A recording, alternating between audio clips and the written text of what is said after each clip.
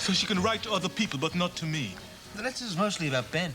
Look, if our mum hadn't sent that letter around, we wouldn't have known anything. Look, he is my son. I have got a right, you know. It's just the reaction to the measles jab, Mac. A lot of babies get it. I shouldn't worry. I can't help but worrying it. It sounds bad. And that's not all, is it? There's something not right with her. I'm reading between the lines. I mean, what about Ben if she finds a new boyfriend or something? I mean, when it comes to choosing between her love life and my boy, no. She wouldn't give him up. She couldn't. Look, I'm sorry. I didn't even ask you how you got on last night. You're going to have a look at that bungalow in Church Street. Needed too much doing to it. Would have cost another 1,000 at least.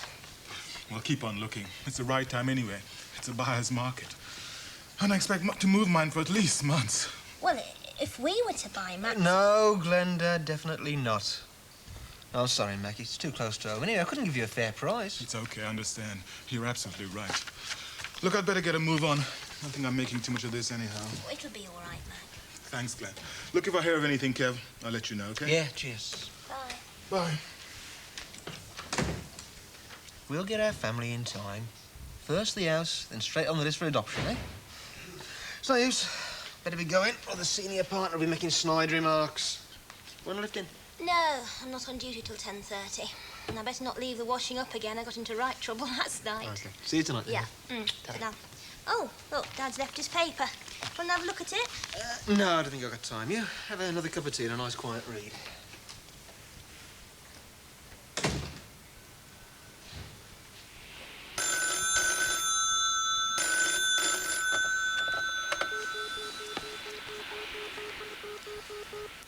Hello, Crossroads Garage.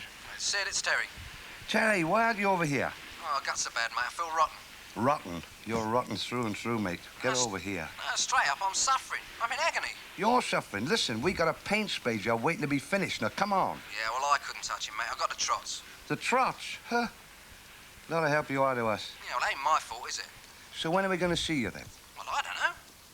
Well, get yourself over to the quack. Take something for it, because we're short-handed.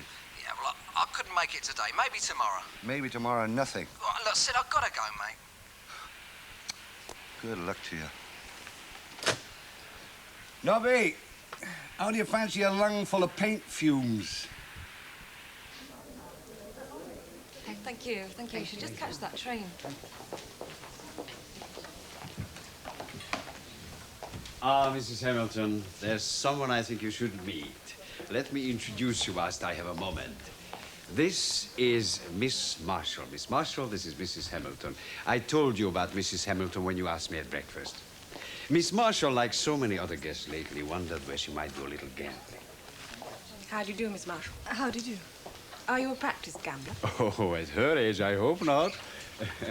You just want a little harmless fun? Yes, that's right. It's dreary at night, sitting about, not doing anything, isn't it? Drearier every moment. Miss Marshall doesn't quite know how to put it, but she wondered where she might obtain temporary membership to a Birmingham casino, so naturally I thought of you. Well, I rather wish you hadn't, Mr. Ross. Oh. I don't like introducing young people to what can be a very expensive habit. Anyway, I'm very rarely at the casino these days. Richard Lloyd is the person you need to see about membership. Richard Lloyd? Did you say... Of course, he's the accountant to the casino, you see. I'm having a meeting with him here this morning. We'll be in the bar. If I see you, I'll introduce you. Thank you. I'm pleased to have met you, Miss Marshall. Who told you to do that? Told me nobody. Richard and I simply felt it might be a good way of introducing you there so you can see her on her own ground. Well, she's scarcely ever there. Well, she'll go more and more, we feel, as time passes and events. You will neither of you ever pull anything like that again without consulting me first. My dear, how can I pull anything on you if I consulted you first? Had it not occurred to you that I might have been to the casino long before Mrs. Hamilton worked there? I could be recognized by any number of people. Frankly, no. Have you? As it happens, no. Well, then why the fuss? Oh, you know why the fuss. Never again take me for granted.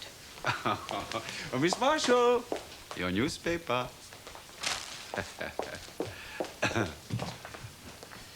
Everything in order, Mr. Ross? Perfect. Mrs. Hanson? I simply can't understand how an organisation of that size can lose track of an employee, particularly one who may be distressed. Well, yes, I'm sure that you're doing your best. I just wish other people would, that's all. Right. Thank you, yes. Goodbye. I'm sorry, Barbara. I'm going to have to spend an hour or two with Richard Lloyd this morning. It's all right. No flat. Even if you took the whole day off, we'd still be well ahead. I gather from the phone call that you still have quite a lot to discuss with him. Oh, that? No, I was trying to push my solicitor into finding Tony's daughter. Did you hear what was in the will? Something about the casino being left here, that's all. Yes, and everything else quite naturally to his daughter. The trouble is that she's disappeared. Oh? How long ago? Not long at all. Her company gave her leave. She's known to have reached London, and after that, nothing. Strange not to turn up to the inquest or the adjourned hearing. What sort of girl is she? Her father never seemed to want us to meet. Was she close to her father? I don't know. But the fact that she's disappeared suggests that she's upset, so I suppose she must have been. Or must not have been. And now it's too late and she feels guilty. Hello? Oh, yes. Richard Lord's waiting for you. Oh, right. Tell him I'll be right out. Mrs. Hamilton will be right out. Okay? Bye. He's swinging it out there. We can't drag him over here, can we? Well, if Nobby's doing the respray, who's doing the maxi then? You are. And who's doing the MOTs? You are, with the other pair of hands. It's no joke, Sid. I'm not laughing, really. Listen, I'll go and get me dungarees on right. I'll screw his neck, I tell you, if I got hold of him. Oh, yeah? What's he done then? Well, he hasn't turned up. Off sick. Well, it was all right when I went round last night. He got the trots. I wonder what could have given him those. He certainly wasn't breaking his heart because Benny'd gone. He wasn't too keen on answering questions either. What sort of question? Well, about this oil change business. He seemed a bit shifty to me. Listen, Teddy would be shifty if he was saying his prayers. Hey, look, tell me, how do you account for your oil? What do you mean? Well, I mean, do you sign for it as it's used or anything like that? Do me a favour, we'd be going around all day collecting autographs, wouldn't we? Well, how about Sid? We did a stock check day before. Remember I said we were running a little bit low? That's right. Was that the day before? It was the last thing we did. Well, how did you stand then? Well, we had about 6 boxes, 3 gallons in each box. Yeah, and have you had a delivery since? Sure, we're using it now. Ah. Listen, go and check up, count what we've got, right? I'll check the worksheets. Right, I'll do that. Won't be accurate, but it'll give us a clue. There's no way that we could lose 8 pints of oil, you know that? Well, right, that's what I think. We might be onto something. Yeah, but what's it going to prove? Well, prove the oil's been used. I mean, I can't see Benny drinking it. Yeah, well, Benny always insisted he put it in. Oh. And that's what worried me. Say what you like about Benny, he's a stickler for the truth. Yeah, unlike some people we know. Who might be inconveniently indisposed.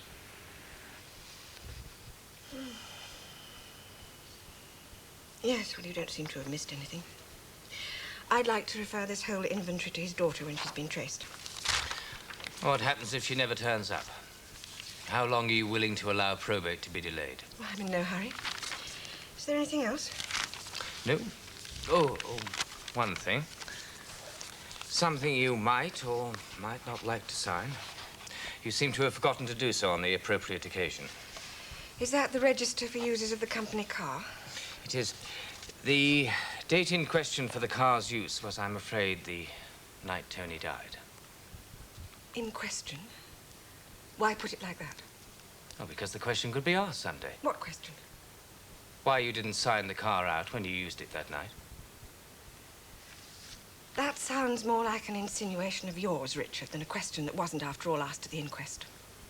The insinuation being that you didn't take the car out at all that night, but that you were there when Tony died. The explanation for the question not arising in court being that when the police came nosing around for evidence, I made sure that they didn't see the register. Why? Because my instincts tell me that you had nothing to do with Tony's death. So you decided to protect me? I really don't see why you should say that quite so cynically. I think you do, Richard, unless you've entirely lost your memory. Oh, so we're back to Lucy, are we? I didn't set out to seduce your daughter, Mrs. Hamilton. All right, I still take the blame. I still feel guilty about it. Perhaps that's why I'm trying to help you now. I can't hide this register forever. Sooner or later, should investigations be reopened, one of the casino staff could, however, inadvertently mention it to the police. Now, should that happen, wouldn't it be better if your signature were in the book for them to see? If you think I'm innocent, why invite me to doctor evidence? All I'm inviting you to do is to protect yourself. Look, I've seen you many times when you're in a hurry just drive off and sign on your return. Let's say, just between ourselves, that this is a similar occasion. Shall we?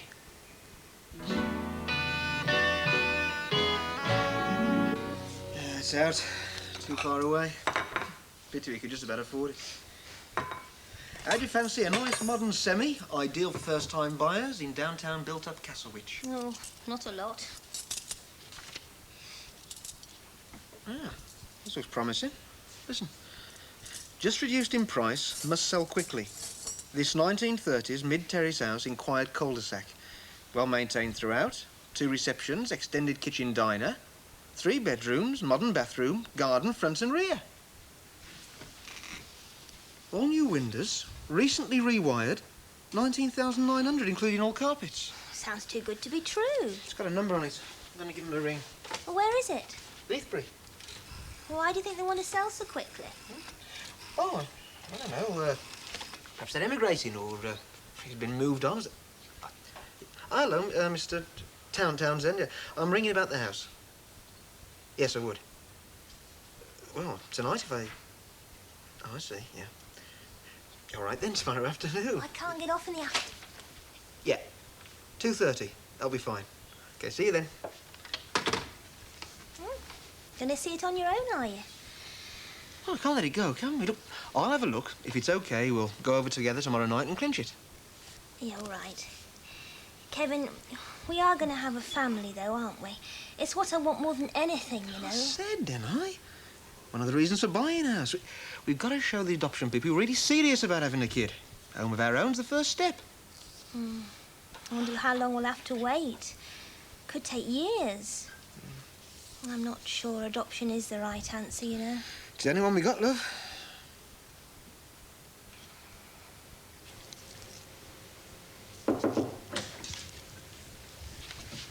Is David finished for the night? He finished half an hour ago. Pity, I need to say so. Our cutlery is not wearing very well, and I've just been chatting to a rep in the dining room who might be able to wangle a big discount on complete replacement in return for cut-price personal bills here in perpetuity. Naughty, but not certifiably corrupt. Mr. Ross, why did you ask me in Miss Marshall's presence about temporary membership to the casino? You gave me absolutely no opportunity to refuse without appearing very rude. Surely, Mrs. Hamilton, because she asked me about membership. But you've gambled. At that casino, as it happens. You know the rules against touting for custom. Why put me in that position? Touting? How could I have been touting, Mrs. Hamilton? I'm not on the staff of the casino. But I am. I know you are. I also know I didn't hear you tout. I heard you clearly and laudably and honestly trying to dissuade the young thing from spending her pennies there at all. Pennies? She seems well able to afford to stay here indefinitely. What do you know about her? Less than you, apparently. You seem suspicious of her. She has all the assurance of a young woman well used to hotel, let alone motel lobbies. I'd put her down as a smart young rep to a public relations company. She may well be. She certainly seems to make every man in sight wish to have good relations with her, perhaps more of a personal nature than public.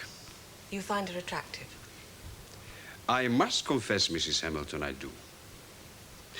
I'd be delighted to find out more about her for you if you wish me to. No, thank you, Mr. Ross. I was merely curious. I'm sure you would hate to be put in the position of a spy.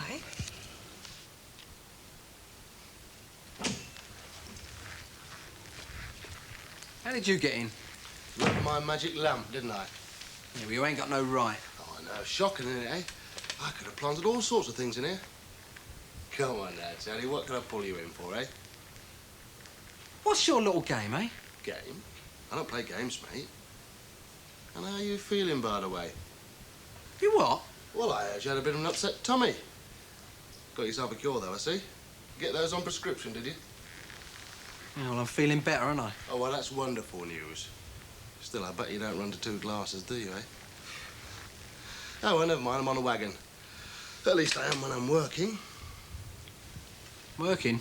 Sit down. Listen, I got this crumpet coming round. She'll be here any minute. Oh, a bit of a bird fancier, are we? Yes, I had heard. Tell me, how did you make out with Barbara Hunter? You what? Oh, rumour had it you made a bit of a play there, eh? That's rubbish. Yeah, there was a lot of it about.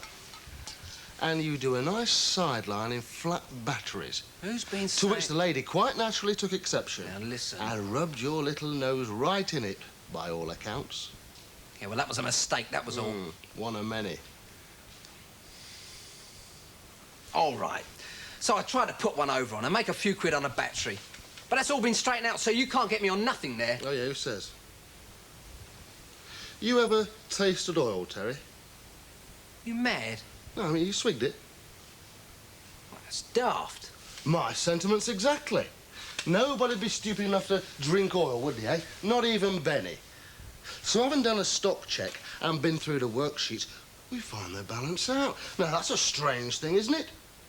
Because if he didn't put that oil in the car, then what did he do with it, eh? Chuck it down the drain? Come on, I can't see that, can you? I mean, Benny was out to impress. Prove he could cope with a job like that. He'd be extra careful, wouldn't he, eh? So I came up with this theory that Benny put the oil in the car and somebody else let it out. Huh? How does that grab you? No, can't see it myself. No? Well, we'll have to see if we can help you. You know what I think? I think you've bitten off more than you can chew, sonny boy. Do you fancy a glass of wine? I've just opened it. Oh, whatever you're having. Well, it's only plonk, but it's quite cheerful. So, what's been happening? Your mum says you're buying a house. Looking. Any luck? Kevin's hopeful about one in Heathbury. He's seeing it tomorrow afternoon. Oh. First step, then. Cheers. Cheers. Oh. Did Mum tell you we are going to adopt a baby? Well, we put our names down anyway. Oh, no, she didn't. Oh, good luck. Yeah, we'll have to wait a couple of years till Kevin's 25, you know. But it's something to look forward to.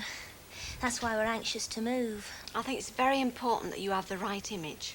Yeah, I think they like you to have a home of your own to offer, you know. Glenda, I hope you don't mind me asking, but are you and Kevin all right? Because, like, a couple of days ago you were talking to me about getting a divorce. Oh, yeah. That was me. No, we're fine. It's not a condition, is it? What? This baby. Oh, no.